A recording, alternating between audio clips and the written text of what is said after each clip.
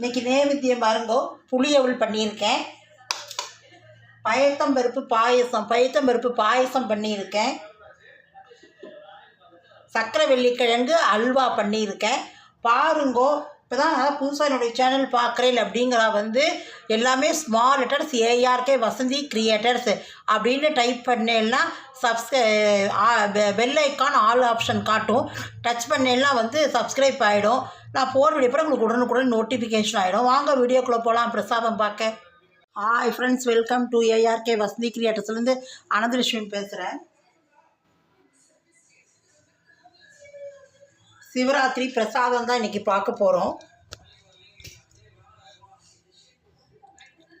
இதில் நான் ஒரு 100 கிராம் இருக்கும் பாசிப்பருப்பு வேக போட்டுருக்கேன்.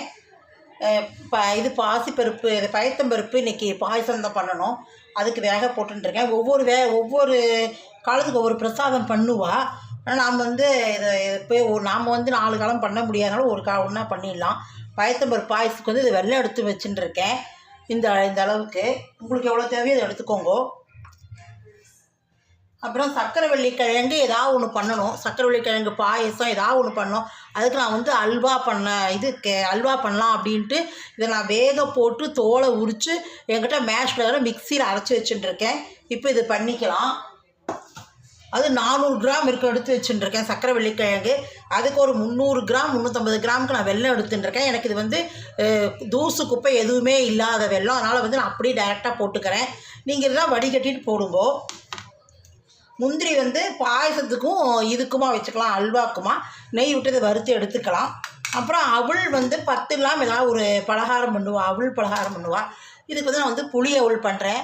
புளித்தன் ஒரு சின்ன நெல்லிக்காய் சைஸ் எடுத்து புளி எடுத்து கரைச்சி இதை அவளை நம்ம இது பண்ணோம்.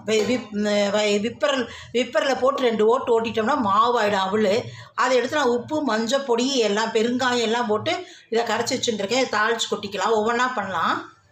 பிரசாதம் இதை முதல்ல அடுப்பத்தை வச்சு நெய் விட்டு முந்திரி வறுத்துக்கலாம்.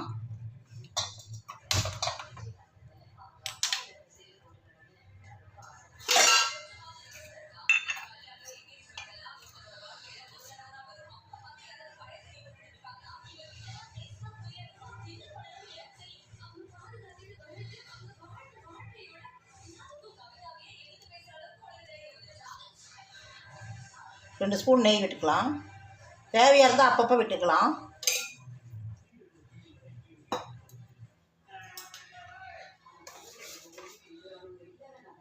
பருப்பு நல்லா வெந்துடுத்து குழைவா. இதில் இந்த வெல்லம் போட்டுக்கலாம்.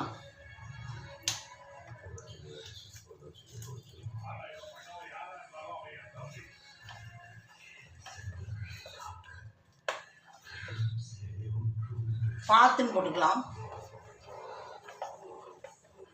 பால் விட்டுக்கலாம். பாயசத்துக்கு கொஞ்சம் ஆறினாட்டு பால் விட்டுக்கலாம்.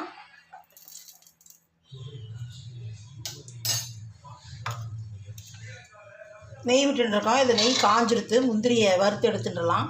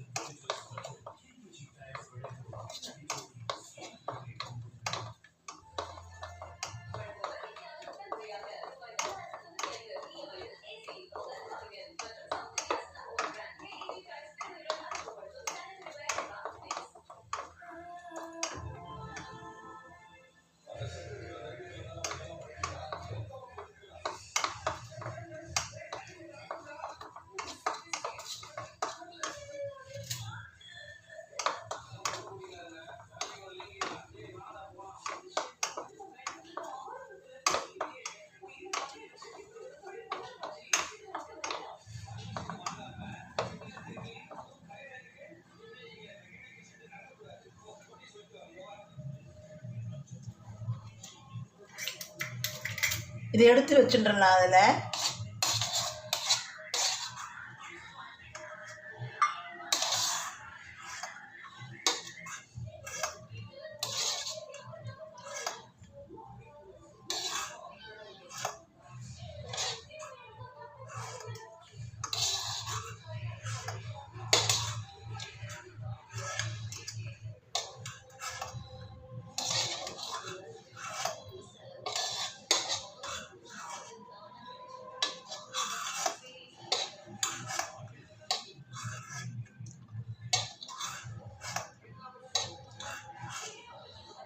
இதுலேயே வந்து இதை போட்டுடலாம். இன்னும் ஒரு ஸ்பூன் நெய் விட்டுக்கலாம்.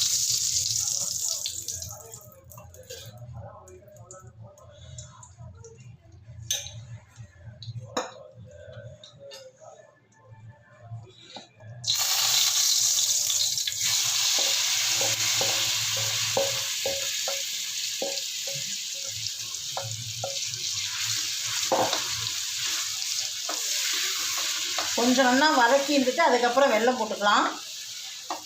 இதை வதக்கி காட்டுறேன். இதை பாருங்கள், இதில் வெல்லம் போட்டுக்கலாம்.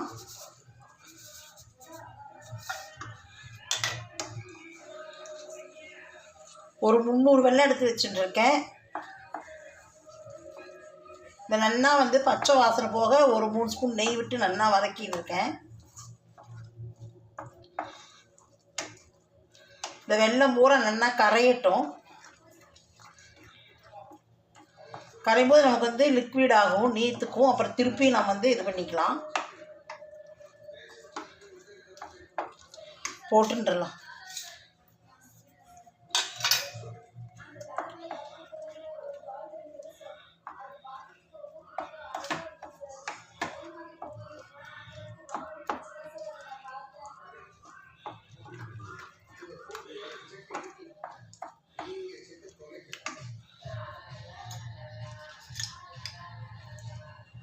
பாயசுக்கு 1 ஸ்பூன் ஏலக்காய் பொடி போட்டுக்கிறேன். பாயசம் ஆஃப் பண்ணிடலாம். கொஞ்சம் ஆறுட்டு அப்புறம் அதில் பால் விட்டுக்கலாம் பாயசத்துக்கு.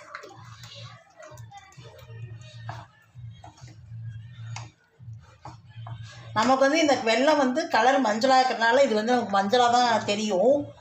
பாகு வெல்லமாக இருந்தது ப்ரௌனாக இருந்ததுன்னா அல்வா வந்து நமக்கு நல்லா ப்ரௌனாக தெரியும்.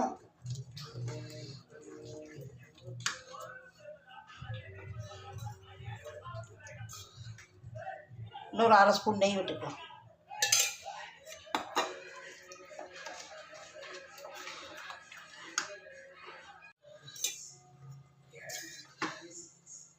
இன்னும் 1 ஸ்பூன் நெய் விட்டுக்கலாம்.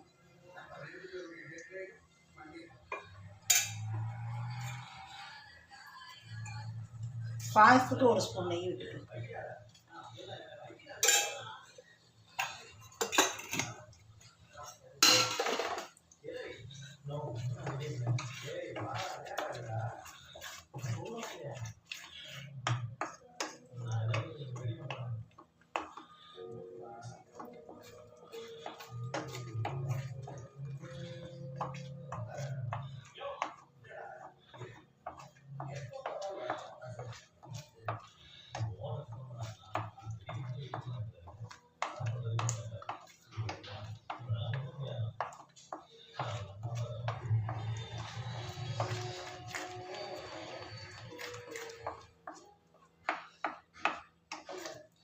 இது வந்து மீடியம் ஃப்ளேம்லேயே இருக்கட்டும். அப்போ தான் வந்து நமக்கு அப்படியே இது சுருண்டு வரும்.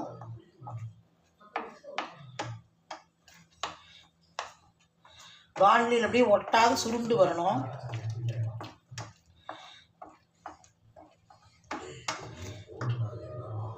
இதில் அப்போயே பாருங்க நல்லா கெட்டியாகிடுது.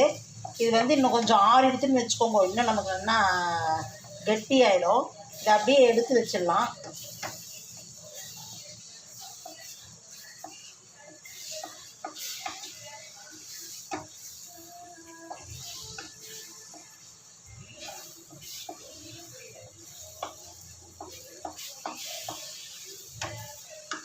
ஏலக்காய் பொடி போட்டுக்கலாம். 1/2 ஸ்பூன் போட்டுக்கலாம்.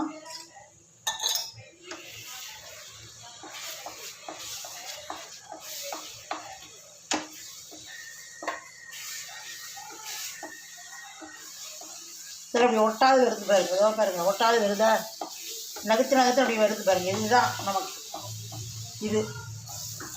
இது ஆறுனோடனே நமக்கு இன்னும் கொஞ்சம் கெட்டி ஆகிடும்.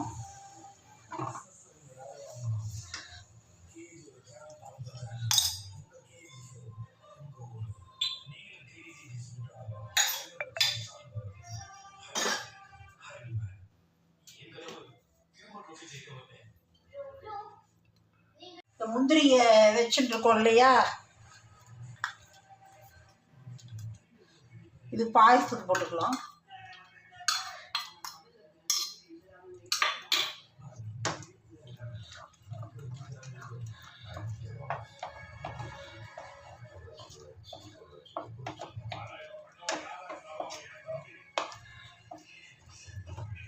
இன்னும் நேராக நல்லா கெட்டியாயிடும்.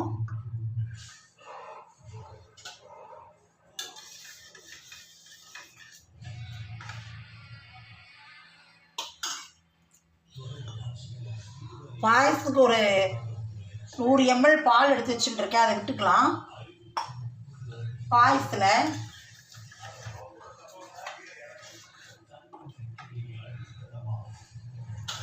இப்போ இதை வச்சு நம்ம வந்து இதுக்கு அவளுக்கு வந்து நம்ம இது பண்ணிக்கலாம், வதக்கிக்கலாம். புளியவளை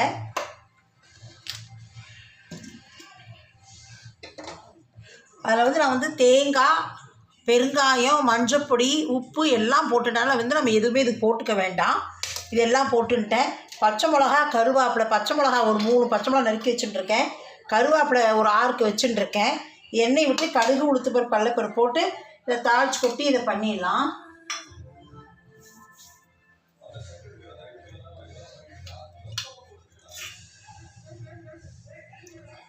எண்ணெய் ஒரு 4 டேபிள் ஸ்பூன் விட்டுக்கலாம்.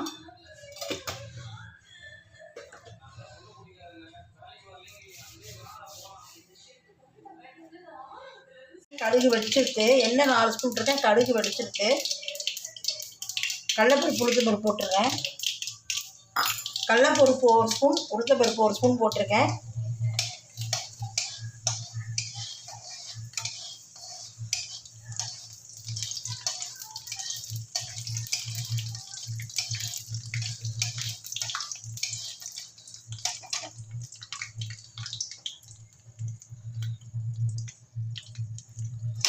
மிளகாய் போட்டுருக்கலாம். மிளகாய், கருவேப்பிலையும்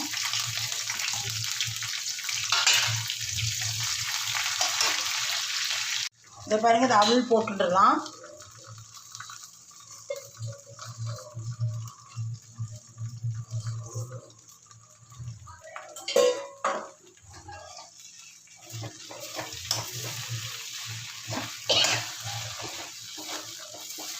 நான் ஊற வைக்கும் போதே வந்து தேங்காய் துருவல் போட்டுட்டேன்.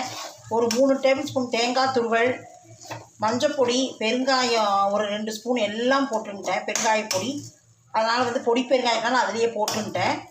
அதனால் இப்போ எதுவும் போட வேண்டாம். எண்ணெய் விட்டு நம்ம இதை அப்படியே வதக்கினா போதும்.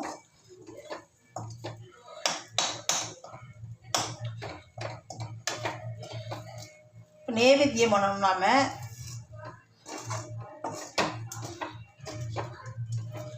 சக்கரவள்ளி கிழங்கு ரொம்ப விசேஷம். அதே மாதிரி அவள் பண்ணுறதும் ரொம்ப விசேஷம். அதுக்கப்புறம் நம்ம வந்து என்ன வேணால் பண்ணிக்கலாம். சக்கரவள்ளி கிழங்கு பாயசம் பண்ணிக்கலாம், இல்லைன்னா வேறு பாயசம் பண்ணிக்கலாம். ஒவ்வொரு காலத்துக்கும் ஆற்றுல பூஜை பண்ணால்தான் ஒவ்வொரு காலத்துக்கும் அதுக்கு வந்து சாதம் கண்டிப்பாக நைவேத்தியம் பண்ணுவோம். அண்ணன் நைவேத்தியம்னு.